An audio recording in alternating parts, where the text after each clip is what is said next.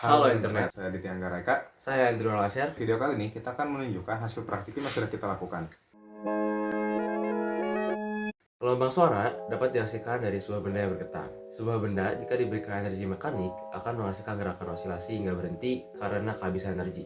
Sebuah benda dapat memiliki frekuensi naturalnya bergantung pada geometrinya dan sifatnya. Pada umumnya, sebuah benda yang berosilasi dapat menghasilkan satu set frekuensi yang terdiri dari frekuensi dasar dan frekuensi harmonik atau overtones. Saat dipukul, ton bar akan menghasilkan gelombang stasioner dengan dua ujung bebas dan akan menghasilkan intensitas tertinggi. Kemudian, ton bar akan mengalami peluruhan secara eksponensial hingga titik equilibrium. Hal ini dimanfaatkan oleh ton bar pada instrumen perkusi bernada seperti vibraphone, marimba, dan glockenspiel. Dengan memahami prinsip tadi, kami akan membuat instrumen perkusi bernada glockenspiel. Hanya saja kita membuat invasi di mana ton barnya kami menggunakan pipa stainless steel. Sebagai variasi, kita membuat dua instrumen. Yang pertama, menggunakan pipa stainless steel dengan ukuran setengah inci.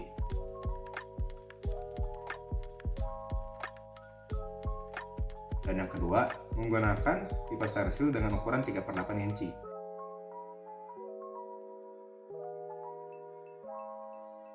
Selain ton barnya, penting juga mengetahui titik simpul untuk penempatan bridge agar tidak menghambat getaran.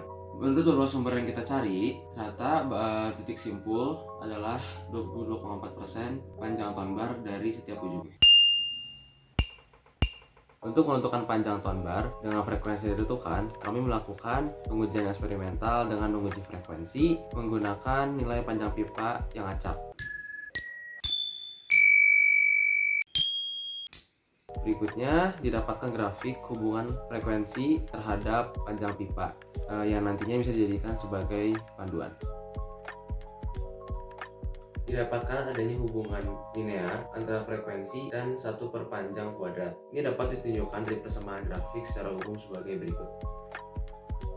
Untuk mencegah terjadinya penyimpangan frekuensi yang terlalu besar, kami menentukan batas toleransi yaitu kurang lebih 35 sen. Jadi, untuk membuat instrumen glockenspiel, caranya adalah dengan menyiapkan alat tambahan, memotong ton bar, membuat kerangka, membuat bridge, dan menyatukan semua bagian. Setelah melakukan pemotongan ton bar, ternyata hasilnya masih terdapat simpangan frekuensi. Sebagai contoh, untuk nada cekres 7 pipa setengah inch mendapatkan simpangan sebesar 30 sen. Namun, rata-rata hasil keseluruhan simpangan pipa setengah inch adalah 17 sen dan 21,94 sen untuk pipa 3/8 inch. Kami rasa hasilnya sudah cukup karena perbedaan dari tiap nadanya masih terdengar.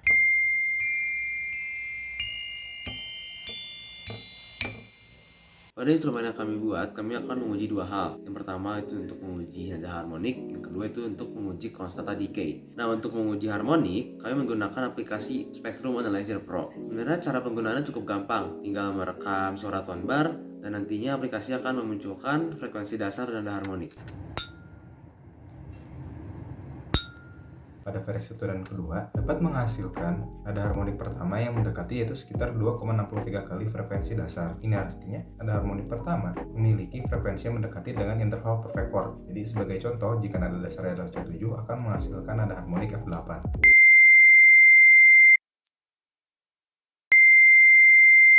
Untuk nada harmonik kedua, pada kedua variasi memiliki nilai harmonik yang mendekati juga yaitu sekitar 4,80 kali frekuensi dasar. Dengan nilai harmonik ini, maka akan menghasilkan frekuensi yang mendekati dengan interval minor third.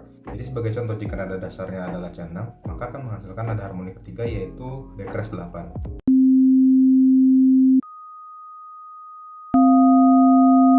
Jika diperhatikan, terdapat sebuah kecenderungan di mana nilai harmonik makin menurun pada saat nada dasar makin tinggi. Ini terjadi pada versi 1 dan versi kedua. Nah, hal ini bisa ditunjukkan dengan grafik berikut ini. Untuk menguji konstanta decay, kami menggunakan software Audacity. Kami mengambil data suara dari 3 nada rendah, nada tengah, dan nada tinggi. Cara pengambilan suaranya cukup mudah, yaitu dengan menjatuhkan banyak 3 buah koin Rp500 ke ton bar. Data suara yang sudah didapatkan akan diamati perubahan amplitudenya setiap perubahan waktu. Konstanta decay menunjukkan seberapa lama suara meluruh dan satuannya adalah 1/second. Semakin besar nilai konstanta decay, maka semakin cepat juga suara meluruh. Jadi data yang sudah kita dapatkan, nada terendah pada pipa setengah inch atau pipa 3/8 inch menghasilkan nilai konstanta decay terendah. Sedangkan pada nada tengah menunjukkan konstanta decay tertinggi.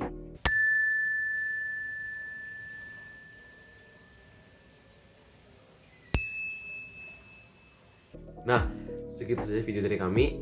Mungkin praktikum yang kita lakukan masih jauh dari sempurna. Untuk itu, kami menantang kalian untuk membuat instrumen glockenspiel yang lebih baik, misalnya dengan menggunakan bridge yang lebih baik, sehingga menghasilkan getaran tone bar juga yang lebih baik.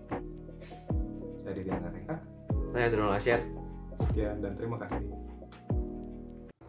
Sebentar, sebelum berakhir, sebelumnya kami sudah membuat aransemen lagu bersama teman-teman kami. Enjoy.